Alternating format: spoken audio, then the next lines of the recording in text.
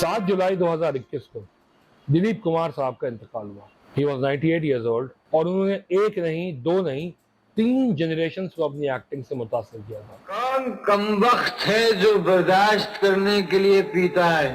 जमाना बदल जाता है, मुल्कों की तारीख बदल जाती है, शहंशाह बदल जाते हैं। तो सब गाड़ी रोको, गाड़ी रोको, अस्पताल पहुंचा दो भाई साहब, अस्पताल पहुंचा दो भाई। ए भाई साहब, अगली बार तुम एक बाप से मिलोगे या पुलिस अफसर से, इसका फैसला तुम्हें खुद करना होगा। कुत्ता तो अपने मालिक की रक्षा करता है, तुमने अपनी मातृभूमि का सौदा कर लिया। जालिम के थोबड़े पर तुमने इंसाफ का एक जन्नाटेदार थप्पड़ देखा है हरिदादा। माली नगर के किसी घर में कोई संतान परवान नहीं चढ़ने देंगे हम तो सुनते आए हैं कि बड़े लोग बस्ती बसाते हैं, आप इसे उजाड़ना चाहते हो क्या? अब हम आपसे बात करेंगे उन अदाकारों की जो दिलीप कुमार की नकल करके पाकिस्तान में कुछ बनने चले थे, लेकिन नहीं हो पाया, बात नहीं हो पाई। और वो लोग जिनके अंदर दिलीप कुमार की नकल का जर्रा भी मौजूद नहीं था, वही दिलीप कुमार बन गए। मैं तुम्हें अपने बाप की बेवा की हैसियत से तो कबूल कर सकता हूँ, लेकिन किसी दूसरे की बीवी बनते नहीं देख सकता। हम कब तक छुप छुप कर चटाने में मिलकर थे? ऐसा क्या तू मेरे घर आ। तुमसे भी जो हंसी अजी हमको जरा बता दो। तो फिर 2 करोड़ रुपए मेरे हल्के के लोगों को जाकर दिया। खुदा की कसम, आपके आने से पहले मैं खुदकुशी कर लूंगा। सबसे पहले हम बात करते हैं 60s में अदाकार हनीफ। आपका बिल आपको अभी मिल जाता है, आइए मेरे साथ। और वो आवाज, गांव की सबसे खूबसूरत लड़की रेशमा की आवाज। रेशमा। अदाकार हनीफ कराची में रहते थे। इनकी लाल गाड़ी बड़ी मशहूर थी जिसमें ये शहर भर में घूमते थे। उस जमाने में कराची में फिल्में बनना शुरू हो गई थी और वहीद मुराद साहब और कमाल अपनी फिल्म यहीं से प्रोड्यूस करते थे। मुल्क से बाहर भी जा रहे हैं तो कराची ही उनका गढ़ है। ना तोप ना बंदूक ना तलवार के आगे। राइट, चलो भाई हंगामा शुरू करो।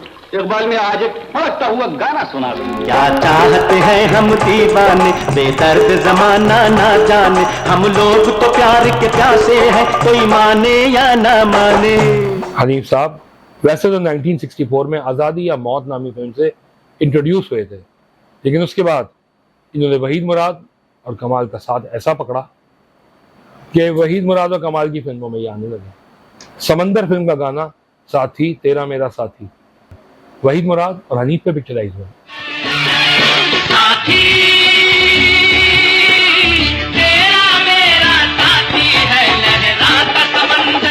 कमाल साहब की फिल्म हनीमून हो, इंसान और गधा हो या रूप बहरूप हो, सब में हनीफ का एक अहम किरदार होता था। मसला यही था कि कराची का वो बंदा जाके लाहौर में फिट होता था जो एक्स्ट्रा टैलेंटेड होता था। हनीफ साहब टैलेंटेड थे, लेकिन शायद उनके अंदर वो एक्स्ट्रा वाली चीज नहीं थी।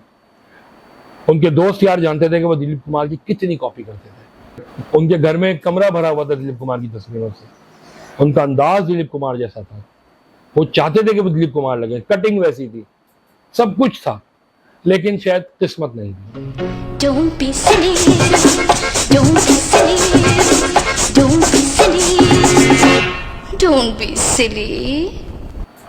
इसके बाद एक आए थे ताहिर साहब। ताहिर साहब जो थे, ताहिर साहब की शक्ल भी दिलीप कुमार साहब से काफी मिलती थी। उन्होंने एक फिल्म वक्त की पुकार में एज हीरो काम भी किया और उन पर अहमद रुश्दी के कुछ गाने भी पिक्चराइज हुए। इवन मेहदी हसन का पहला हिट गाना जाने मन आज तू जो आस नहीं, जाने शेरी में वो मिठास नहीं, जाने मन। ये भी उन पे ही पिक्चराइज हुआ था। वक्त की पुकार एक बहुत अच्छी फिल्म थी, पॉलिटिकल थ्रिलर।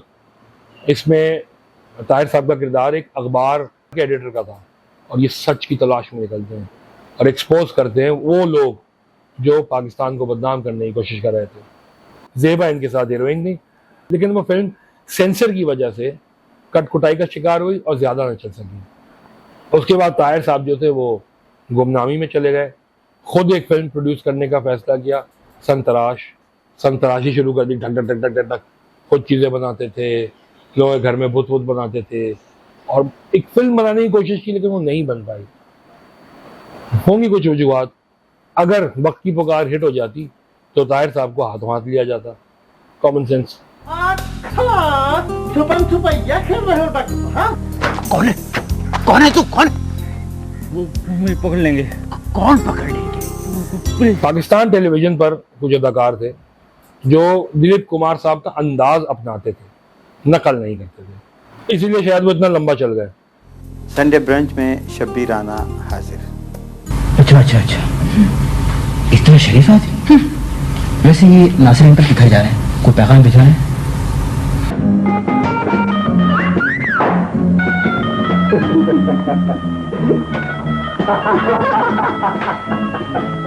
लेकिन मिल तक कुछ अभी तो जिसको मुतासर करने के लिए गाना गा रहा है वो बन ठन के सुबह तड़के जो है ना उस्ताद रशीद के घर रियाज करने चली गई है। शब्बीर अंकल मेरे बहुत अच्छे दोस्त जीशान शाह के वालिद साहब।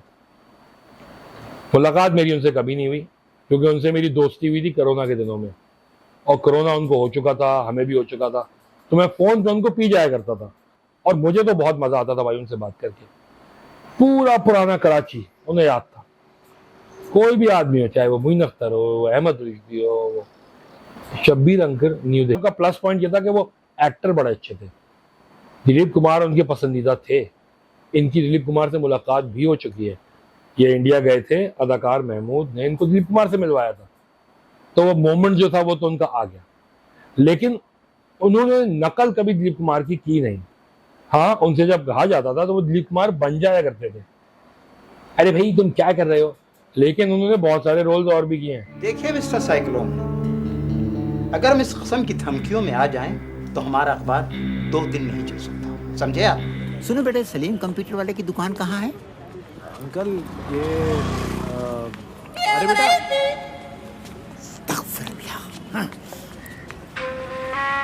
एक हमारे जियो के ड्रामे में क्रिश्चियन वो बन गए थे, गोवा टाइप के आदमी, तो वो कर रहा है, जा रहा है, बेटा तुम ये मेरा टीवी ले जाओ, ये भी कर रहे हैं।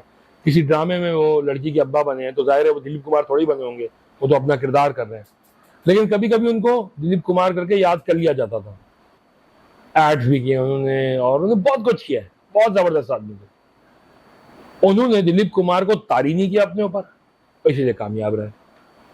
जो दिलीप कुमार बनने आते थे, जैसे फिरदौस जमाल साहब, अल्लाह मियां।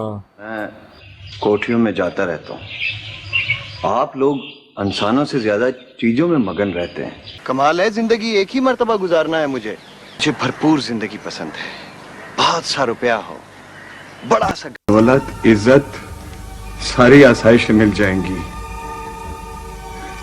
इसीलिए उसे मेरे इम्तिहान का इंतजार था। हम कठपुतलियां हैं जिसकी डोर आपके हाथों में है। मुझे जीना है अपने लिए, अपने ख्वाबों के साथ। फिरदौस जमाल ने तो पैसा तक बोलना शुरू कर दिया था, यूं नाक खुजाना भी शुरू कर दी। अरे भाई, एक आदमी लाहौर में अपने दोस्त के घर गया, उसने टीवी लगा के दिलीप कुमार की फिल्म आ रही थी, उसने कहा तुम ये फिल्म देखो, मैं कपड़े बदल के आता हूँ। जब वो कपड़े बदल के आया तो उसके दोस्त ने कहा यार ये कौन आदमी है, इलावा जी फिरदौस जमाल की नकल कर रहा है। तो ये हाल था। तो फिरदौस ने बहुत पीटा दिलीप कुमार को, बहुत पीटा।